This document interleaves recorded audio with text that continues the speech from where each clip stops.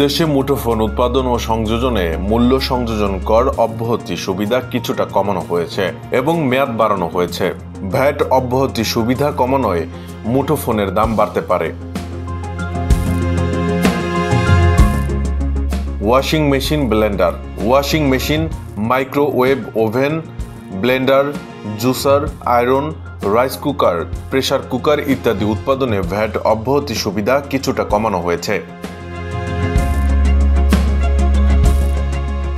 প্লাস্টিকের তৈজসপত্র।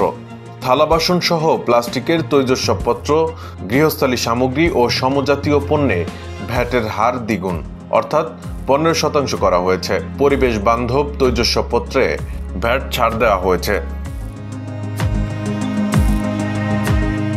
LPG cylinder. তরলীকৃত petroleum গ্যাসের সিলিন্ডারে স্থানীয় পর্যায়ে ভ্যাট অব্যাহতির সুবিধা কিছুটা কমিয়ে মেয়াদ বাড়ানো হয়েছে। এতে এলপিজি সিলিন্ডারের দাম বাড়তে পারে। বিদেশি চকলেট।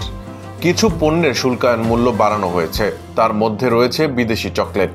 ইউনিট প্রতি $4 বদলে এখন $10 ধরে শুল্কায়ন হবে। এতে আমদানিতে খরচ বাড়বে। লিপস্টিক। ঠোঁট, চোখ ও মুখমণ্ডলে ব্যবহৃত প্রসাধন আমদানিতে শুল্কায়ন মূল্য অনেকটাই বাড়ানো হয়েছে। ফলে এসব পণ্য আমদানি থেকে বাড়তি কর আদায় হবে, দামও বেড়ে যেতে পারে।